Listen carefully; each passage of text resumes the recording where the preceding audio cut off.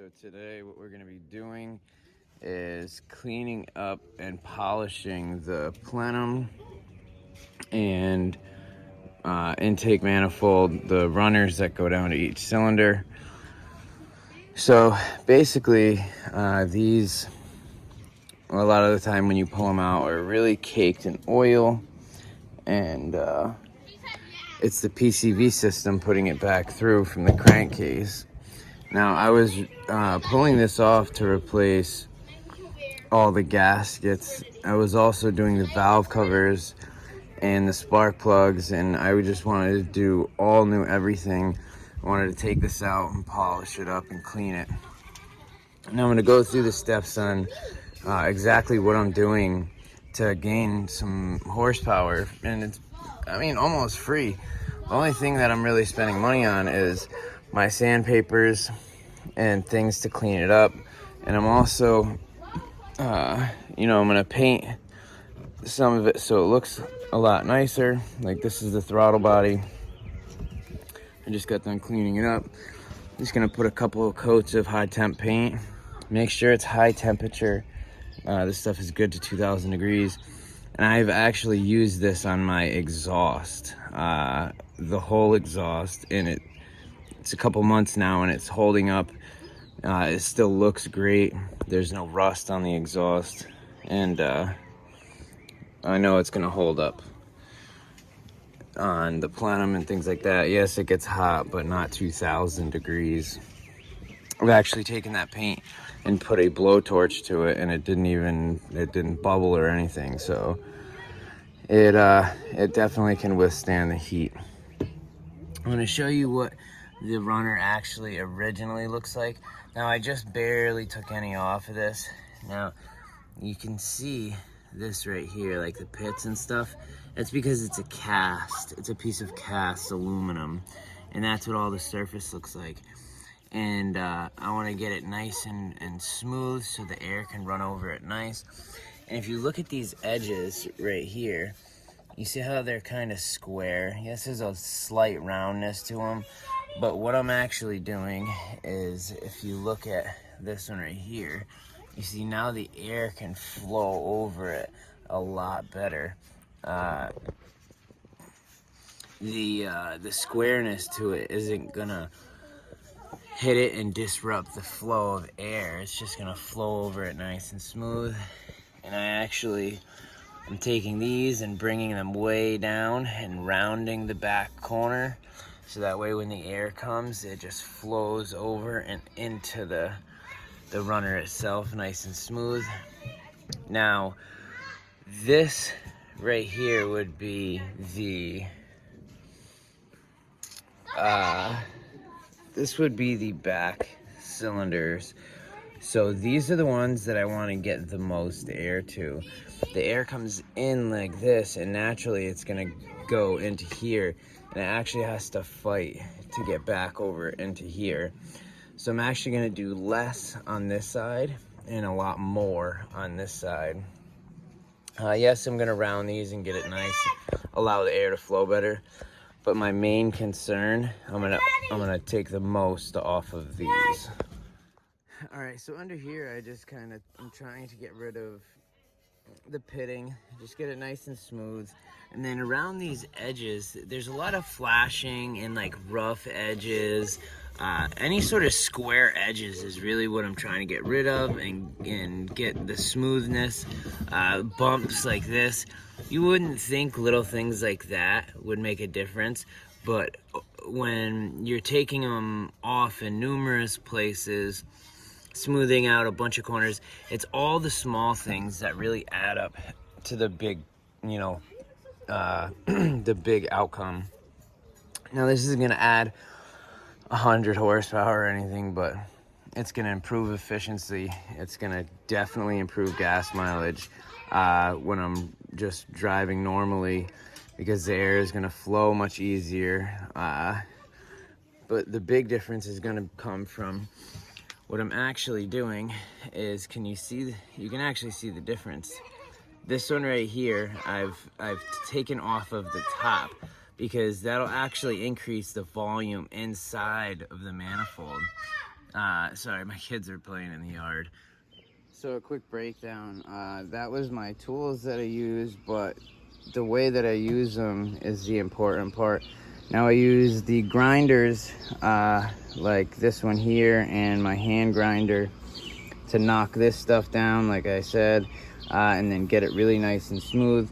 But once it's smooth, I also go back and polish it with that. But on the inside, to get rid of the hard edges in the small places, you can't really get that big grinder in there.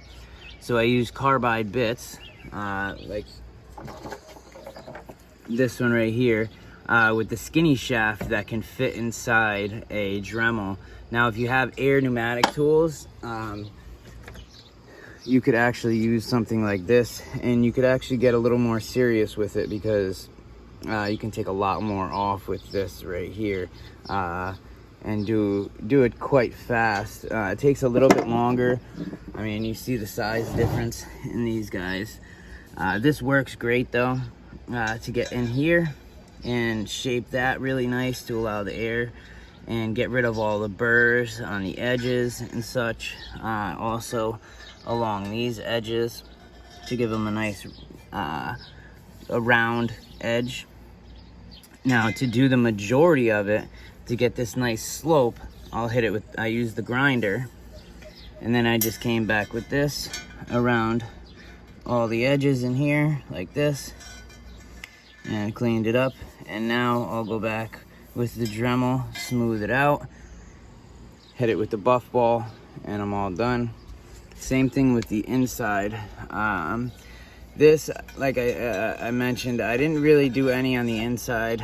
I wasn't going too crazy on that. I wanted to just stick to the basic stuff, just because I'm not tuning the car. This was just to get it off, clean it, and then, you know, make the stock manifold as efficient as possible. You know, down the road I'll probably buy a used one and do, you know, a pretty serious port job on it. But for now, this is more than efficient.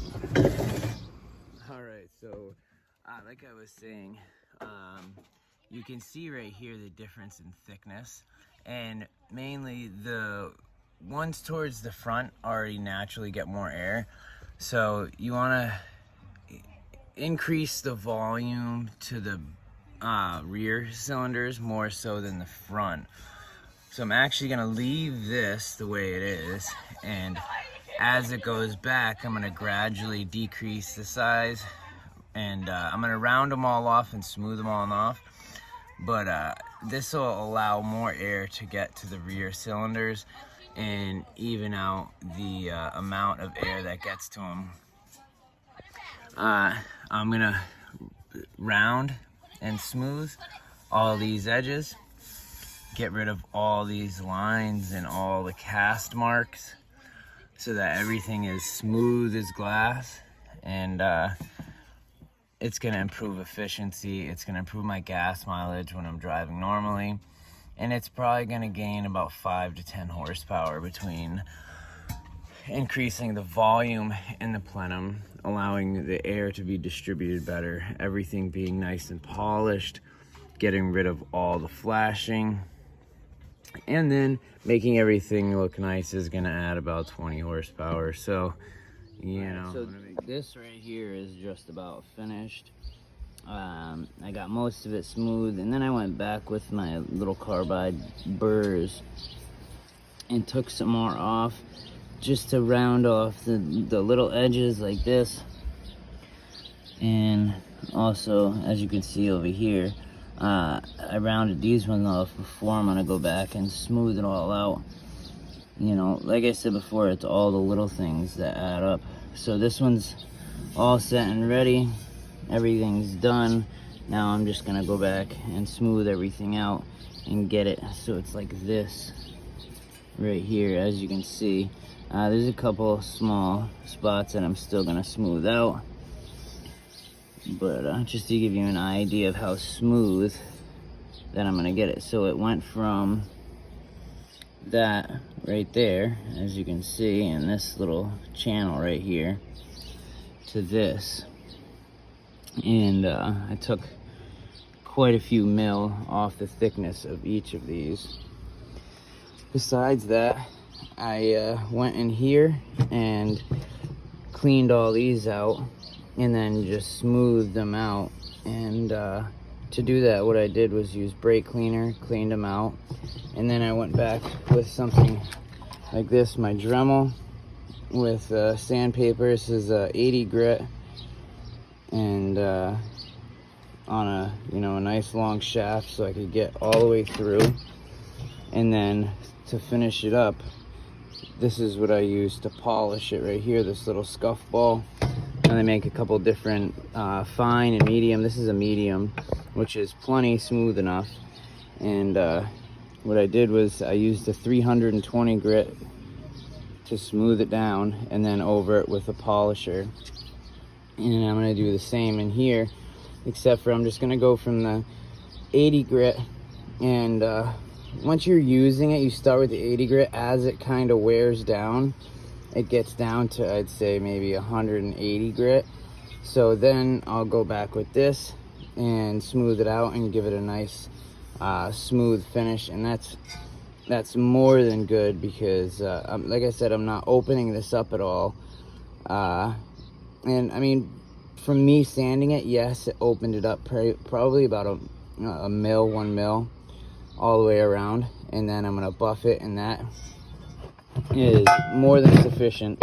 I'm gonna see a significant increase in efficiency and power just because of the fact that it's not caked in oil, and now it's nice and smooth, it's not rough. And I also went, and after I sanded it all down, I put a nice wrinkle black coat on there.